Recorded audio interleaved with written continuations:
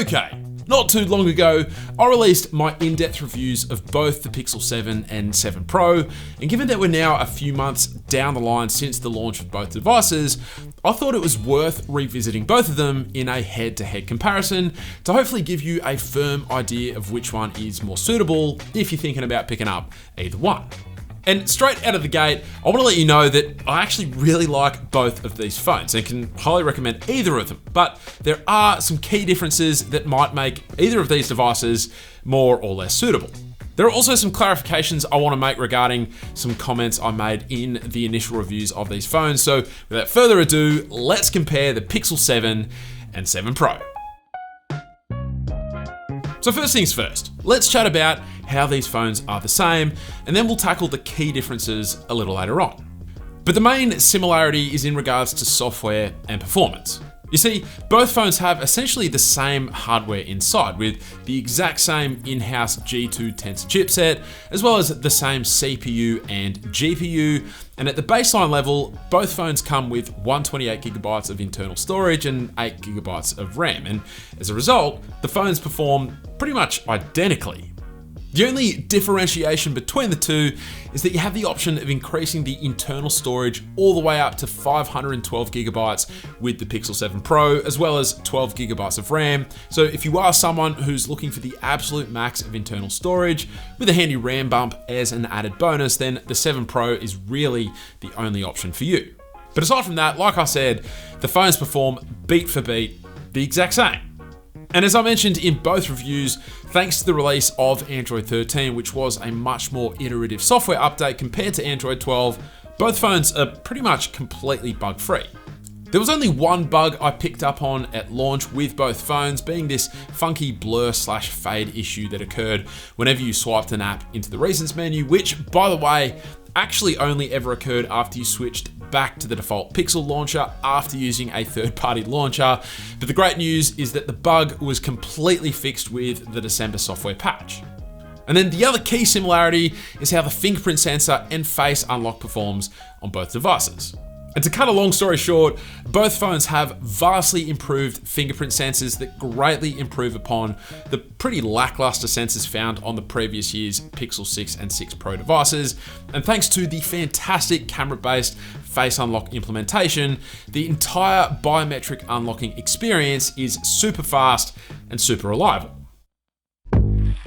And so then we come to the differences between the two phones. And for me, there are 5 key differences, 4 of which are all in favor of the larger 7 Pro. But the first key difference, being the design, is actually an area that I think is better with the Pixel 7 rather than the 7 Pro. For one, you get the slightly smaller form factor, which again, I personally find to be way more comfortable than the borderline too big Pixel 7 Pro. But then on top of that, you get a completely flat display, a matte coated camera unit, and matte coated side rails to go with. Not only do the matte coated side rails and camera unit make the phone way more comfortable to hold compared to the 7 Pro, but they also make the phone far more scratch resistant. And I've got to say, the glossy camera unit and side rails on the 7 Pro, they get dinged up super quickly. I only wish the bottom chin on the regular Pixel 7 was a little smaller, but aside from that, I comfortably much prefer the design of the regular 7 over the 7 Pro. But then we move on to the differences in favor of the 7 Pro, and the first pretty sizable one is the display. So on the regular Pixel 7, we get a 90Hz OLED panel, but the 7 Pro gets the faster 120Hz panel, and it also has a sharper Quad HD resolution to go with. And look, the 90Hz display on the regular Pixel 7 is still really, really great, and it actually gets just as bright as the 7 Pro's display when in direct sunlight, which is really nice. But if you're after the most buttery and fluid experience, then it's hard to say no to the 120Hz offered by the 7 Pro.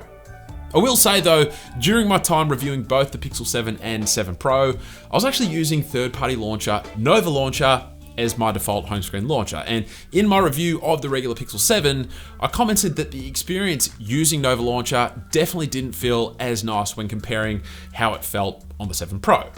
But with that being said, if you're someone who doesn't care for home screen customization and you're happy just to go with the stock Pixel launcher, then the difference in display fluidity is a lot harder to notice. So much so that it might not actually be something even worth considering if you're choosing between the two phones.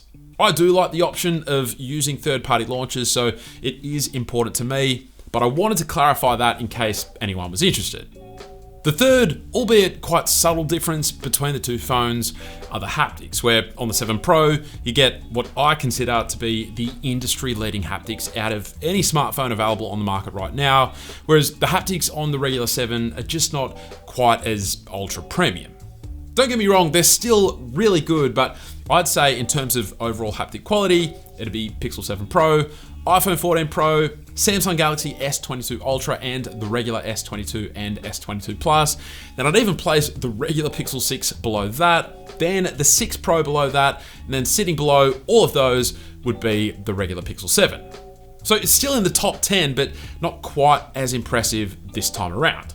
Now this year, battery life is also another key differentiating factor between the two phones, and this is most likely due to the fact that Google made the somewhat baffling choice to lower the battery capacity from the 4614 mAh cell found inside the regular Pixel 6 to a 4355 mAh cell in the Pixel 7 for some reason. And the consequence of that, as is to be expected, is that where battery life was pretty on par between the 6 and 6 Pro, and in some cases, the Pixel 6 even had better battery life thanks to the 90Hz display, this time around, battery life is noticeably worse with the regular Pixel 7 in comparison to the 7 Pro.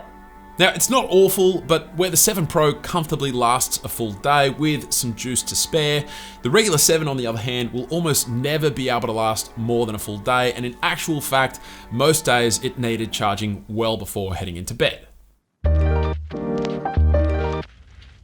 But then the final difference between the two devices, and this is the one that I consider to be the biggest downgrade with the Pixel 7 overall in comparison to the 7 Pro, are the cameras. On the regular Pixel 7, you get an upgraded selfie camera on the front, then the same 50 megapixel main sensor on the back, and then the same 0.7x ultra-wide lens that we saw on last year's Pixel 6 and 6 Pro, and even the budget Pixel 6a. So compare that then to what we get with the Pixel 7 Pro.